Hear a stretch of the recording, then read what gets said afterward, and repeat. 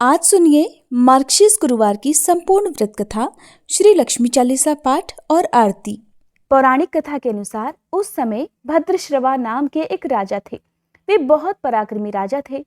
4 वेद, 6 शास्त्र और 18 पुराणों का उन्हें भलीभांति ज्ञान था। उनकी रानी का नाम था सुरत चंद्रिका। रानी दिखने में सुंदर और सुलक्षणा स्त्री थी और बहुत ही पतिव्रता भी थी। उन दोनों को 7 पुत्र और उसके बाद एक कन्या का वरदान प्राप्त हुआ। उन्होंने कन्या का नाम श्यामबाला रखा। एक बार महालक्ष्मी जी के मन में आया कि जाकर उस राजा के राजप्रसाद में रहे। इससे राजा को 2 गुनी धन दौलत की प्राप्ति होगी और वह इस धन दौलत से अपनी प्रजा को और भी अधिक सुख दे पाएगा। गरीब के घर अगर रहेगी तो उसे धन दौलत तो प्राप्त होगा, लेकिन वह स्वार्थी की तरह उस धन को केवल अपने ऊपर ही खर्च करेगा। मन में ऐसा विचार कर महालक्ष्मी जी ने एक बूढ़ी ब्राह्मण स्त्री का रूप धारण कर लिया और हाथ में लाठी लिए लाठी के सहारे किसी प्रकार रानी के महल के द्वार तक पहुंच गई। माँ लक्ष्मी जी ने रूप बनाया तो एक वृद्धा ब्राह्मण औरत का था, लेकिन उनके चेहरे से देवी की तरह तेज झलक रहा था। महल के द्वार पर एक बूढ़ी औरत को देखकर एक दासी सामने आई और उस दासी ने इनका नाम, काम, धर्म आदि पूछ डाला। अब बूढ़ी औरत रूपधारी माँ लक्ष्मी जी ने कहा, हे बालिके, मेरा नाम कमला है और मेरे पति का नाम भुवनेश है। हम द्वारिका नगरी में रहते हैं। तुम्हारी रानी पिछले जन्म में एक वैश्य की पत्नी थी और वह वैश्य बहुत गरीब था। दुख दारिद्र्य के कारण हर रोज उसके घर में झगड़े हुआ करते थे। उसका पति रोज उसे मारता था। इन बातों से तंग आकर वह घर छोड़कर चली गई और वन में खाली पेट भटकने लगी। उसकी इस दुर्दशा पर मुझे बहुत दया आई। तब मैंने उसे सुख संपत्ति देने वाली श्री महालक्ष्मी जी की कथा सुनाई और मेरे कहने पर उसने श्री महालक्ष्मी जी का व्रत किया। इससे श्री महालक्ष्मी जी प्रसन्न हुई और उसकी गरीबी दूर हो गई। उसका घर संसार दौलत और सुख समृद्धि से भर गया। बाद में दोनों पति पत्नी सब सुख भोग कर परलोक सिधार गए। महालक्ष्मी का व्रत करने के कारण वे दोनों लक्ष्मी लोक में रहे। उन्होंने जितने साल महालक्ष्मी जी का व्रत किया उतने हजारों साल उन्हें सुख भोग मिला। इस जन्म में उसका जन्म राजघराने में हुआ है, परंतु वह श्री महालक्ष्मी जी का व्रत करना भूल गई है। उसे इस बात की याद दिलाने ही मैं यहाँ आई हूँ। बुढ़िया की बातें सुनकर दासी ने उन्हें प्रणाम किया और श्री महालक्ष्मी जी का व्रत किस तरह किया जाए इस बारे में भी पूछ लिया। बुढ़िया रूप धारण किए हुए माँ लक्ष्मी जी ने दासी को पूजा की विधि और महिमा बता दी। इसके बाद वह दासी माता को प्रणाम कर रानी को बताने के लिए अंदर चली गई। राजमहल में रहते हुए रानी को अपने ऐश्वर्य का, अपने धन का बहुत घमंड हुआ था। संपत्ति और अधिकार के कारण वह बहुत अभिमानी हो गई थी। दासी ने अंदर जाकर रानी को सब बात बता दी। दासी द्वारा बताई गई बुढ़िया की बातें सुनकर रानी आग बबूला होकर राजमहल के द्वार पर आकर बुढ़िया रूपधारी महालक्ष्मी जी पर ही बरस पड़ी। उसे यह मालूम नहीं था कि श्री महालक्ष्मी जी माता बुढ़िया का रूप धारण किए हुए उसके द्वार तक खुद आई हुई हैं। परंतु रानी का इस तरह रूखा बर्ताव देखकर और अपना अपमान देखकर माँ लक्ष्मी जी ने वहां ठहरना ठीक नहीं समझा। वे वहां से चल पड़ी। रास्ते में उन्हें राजकुमारी श्यामबाला मिली। श्यामबाला को उन्होंने सारी बात बताई। श्यामबाला उस रानी की ही पुत्री थी। तब अपनी माता के बारे में सारी बात जानकर श्यामबाला ने अपनी तरफ से महालक्ष्मी जी से माफी मांग ली। माँ लक्ष्मी जी को उस पर दया आ गई। अब उन्होंने श्यामबाला को श्री महालक्ष्मी जी व्रत के बारे में बता दिया। उस दिन मार्गशीर्ष मास अर्थात अगहन मास का पहला गुरुवार था। श्यामबाला ने पूर्ण श्रद्धा भक्ति भाव से महालक्ष्मी जी का व्रत किया। फलस्वरूप राजा सिद्धेश्वर के सुपुत्र मालाधर से उसका विवाह हो गया। वह धन दौलत ऐश्वर्य और वैभव से माला माल हो गई और पति के साथ अपने ससुराल में बड़े सुखपूर्वक रहने लगी। उधर रानी को माँ लक्ष्मी जी का प्रकोप झेलना पड़ा। फलस्वरूप राजा भद्रश्रवा का राज और सारी धन संपत्ति नष्ट हो गई। यहाँ तक कि खाने के लाले भी पड़ गए। ऐसी हालत में एक दिन रानी ने राजा से निवेदन किया, हे राजन, हमारा दामाद इतना बड़ा राजा है, धनवान है, ऐश्वर्यशाली है, क्यों ना उसके पास जाया जाए। अपना हाल उसे बताएं, वो जरूर हमारी मदद करेगा। यह बात सुनकर राजा भद्रश्रवा अपने दामाद के पास चल दिए। राज्य में पहुंचकर एक तालाब के किनारे थोड़ी देर विश्राम करने के लिए ठहरे। अब तालाब से पानी लेने आते जाते दासियों ने जब उन्हें देखा तो उन्होंने बड़ी विनम्रता पूर्वक उनसे पूछा कि वो कौन है और कहां से आए हैं। जब उन्हें पता चला कि वे रानी श्यामबाला के पिता हैं, दासियों ने दौड़कर ये बात अपनी रानी को तुरंत बता दी। रानी को जब पता चला तो उसने सुंदर वस्त्र आभूषण देकर बड़े ठाट से अपने पिता का स्वागत और सत्कार किया। उन्हें स्वादिष्ट भोजन करवाया। जब उसके पिता लौटने लगे तो सोने की मोहरों से भरा हुआ घड़ा भी उन्हें दे दिया। राजा जब अपने महल में वापस लौटे तो उन्हें देखकर रानी सूरजचंद्रिका बड़ी प्रसन्न हुई। उन्होंने सोने की मोहरों से भरे घड़े का मुंह खोल दिया, पर यह क्या, घड़े में तो धन के बदले कोयले भरे हुए मिले। ये सब श्री महालक्ष्मी जी के प्रकोप से हुआ था। इस प्रकार दुर्दशा में और कई दिन बीत गए। इस बार रानी स्वयं अपनी कन्या के पास गई और वह दिन अगहन मास का अर्थात मार्गशीर्ष मास का अंतिम गुरुवार था। श्यामबाला ने श्री महालक्ष्मी जी का व्रत पूर्ण किया, पूजा की, अपनी माता से भी व्रत करवाया। इसके बाद रानी अपने घर पर आ गई। श्री महालक्ष्मी जी का व्रत रखने से उसे फिर से अपना राजपाट, धन दौलत, ऐश्वर्य प्राप्त हो गया। माँ लक्ष्मी जी के आशीर्वाद से रानी पहले की तरह सुख शांति और प्रसन्नता पूर्वक जीवन बिताने लगी। कुछ दिनों के बाद उसकी पुत्री श्यामबाला अपने पिता के घर आई। उसे देखकर रानी सूरजचंद्रिका को पुरानी बात याद आ गई। यही बात कि श्यामबाला ने अपने पिता को एक घड़ा भरकर कोयला दिया था और उसे तो कुछ भी नहीं दिया था। इसी कारण श्यामबाला को अपने पिता के घर आने पर कोई सम्मान नहीं मिला। किसी ने उसका आदर नहीं किया, बल्कि उसका अपमान किया गया। किंतु श्यामबाला ने इस बात का बिल्कुल बुरा नहीं माना। अपने घर लौटते समय उसने पिता के घर से थोड़ा सा नमक ले लिया और जब वापस अपने घर लौटी तो उसके पति ने पूछ लिया, अपने मायके से क्या लाई हो? यह बात सुनकर श्यामबाला ने जवाब दिया, मैं वहां का सार लाई हूं। पति ने पूछा, अब इसका क्या मतलब हुआ? श्यामबाला कहने लगी, थोड़ा धैर्य रखो, सब पता चल जाएगा। अपने पति को सार का अर्थ समझाने के लिए श्यामबाला ने उस दिन जब भोजन बनाया तो उसमें नमक नहीं डाला। इस प्रकार बिना नमक का भोजन अपने पति के सामने परोस दिया। पति ने जब भोजन चखा तो सारा भोजन बिना नमक का था, इसलिए कोई भी स्वाद नहीं आया।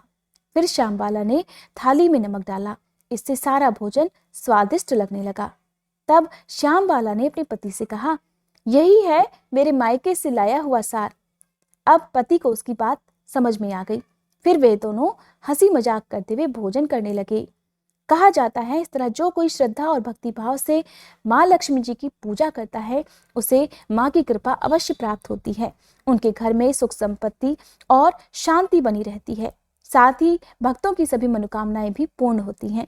परंतु अगर आपको माँ लक्ष्मी जी के आशीर्वाद से सब कुछ मिलने लगे तो कभी भी माँ लक्ष्मी जी को या माँ लक्ष्मी जी की पूजा या व्रत को नहीं भूलना चाहिए। बोलो लक्ष्मी माता की जय। श्री लक्ष्मी चालीसा पाठ। दोहा। मातु लक्ष्मी करी कृपा, करो हृदय में वास, मनोकामना सिद्ध कर पुरवहु मेरी आस। सिंधु सुता विष्णु प्रिय, नत शिर बारंबार, रिद्धि सिद्धि मंगल प्रदे, नत शिर बारंबार। यही मोर अरदास, हाथ जोड़ विनती करूं, सब विधि करो सुवास, जय जननी जगदम्बिका। सिंधु सुता में सुमिरो तो ही, ज्ञान बुद्धि विद्या दो मोही, तुम समान नहीं कोई उपकारी, सब विधि पुरवहु आस हमारी। जय जय जगत जननी जगदम्बा, सबके तुम ही हो स्वलंबा, तुम ही हो घट घट के वासी, विनती यही हमारी खासी।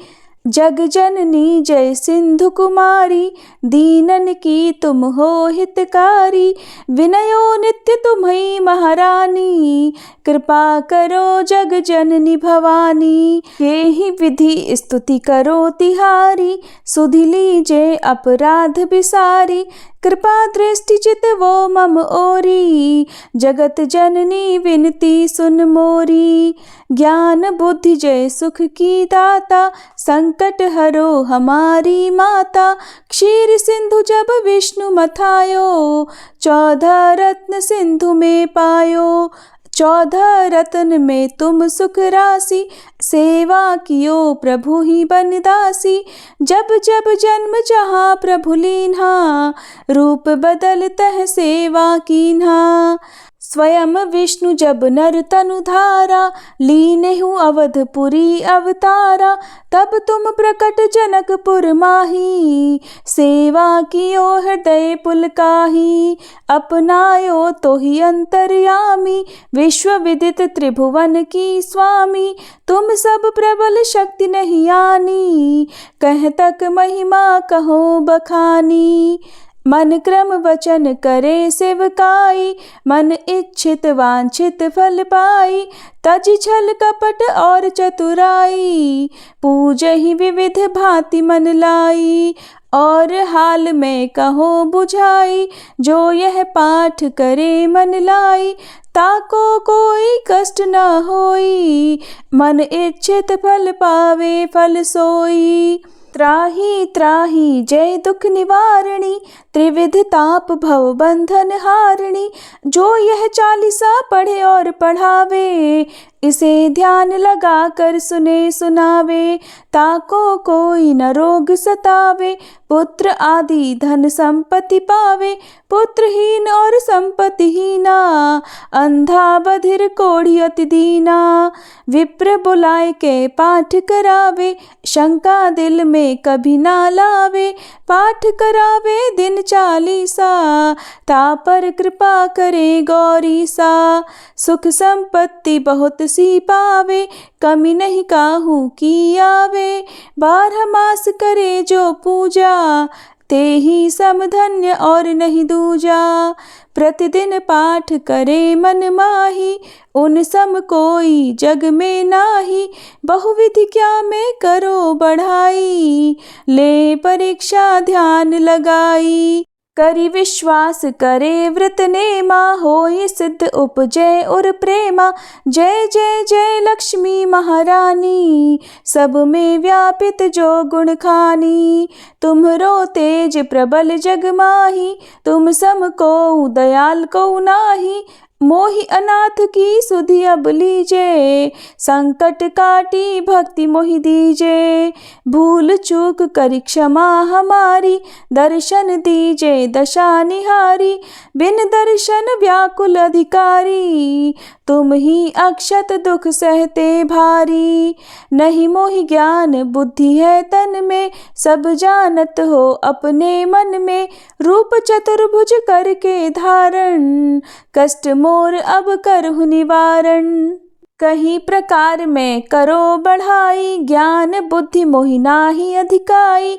रामदास अब कहाई पुकारी, करो दूर तुम विपत्ति हमारी। त्राहि त्राहि दुखारिणी, हरो बेगी सब त्रास। जयति जयति जय लक्ष्मी, करो शत्रुन का नाश।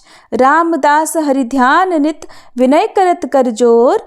मातु लक्ष्मी दास पर, करहु दया की कोर। इति लक्ष्मी चालीसा संपूर्णम। माँ लक्ष्मी जी की आरती। ओम जय लक्ष्मी माता, मैया जय लक्ष्मी माता। तुमको निश दिन सेवत, मैया जी को निश दिन सेवत। हर विष्णु विधाता, ओम जय लक्ष्मी माता। उमा रमा ब्रह्माणी, तुम ही जग माता। मैया तुम ही जग माता। सूर्य चंद्रमा ध्यावत, नारद ऋषि गाता। ओम जय लक्ष्मी माता। दुर्गा रूप निरंजनी, सुख संपत्ति दाता। मैया सुख संपत्ति दाता। जो कोई तुमको ध्याता, रिद्धि सिद्धि धन पाता। ओम जय लक्ष्मी माता। तुम पाताल निवासनी, तुम ही शुभ दाता। मैया तुम ही शुभ दाता। कर्म प्रभाव प्रकाशनी, भवनिधि की त्राता। ओम जय लक्ष्मी माता। जिस घर तुम रहती सब सद्गुण आता, मैया सब सद्गुण आता। सब संभव हो जाता, मन नहीं घबराता। ओम जय लक्ष्मी माता।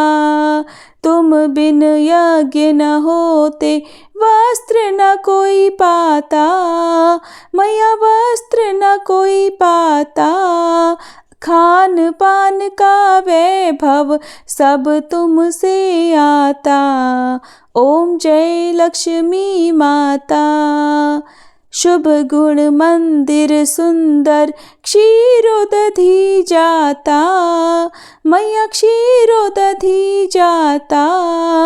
रत्न चतुर्दश तुम बिन कोई नहीं पाता। ओम जय लक्ष्मी माता। महालक्ष्मी जी की आरती जो कोई नर गाता। मैया जो कोई नर गाता, और आनंद समाता, पाप उतर जाता। ओम जय लक्ष्मी माता। ओम जय लक्ष्मी माता। मैया जय लक्ष्मी माता। तुमको निश दिन सेवत, तुमको निश दिन सेवत, हर विष्णु विधाता। ओम जय लक्ष्मी माता। मैया जय लक्ष्मी माता।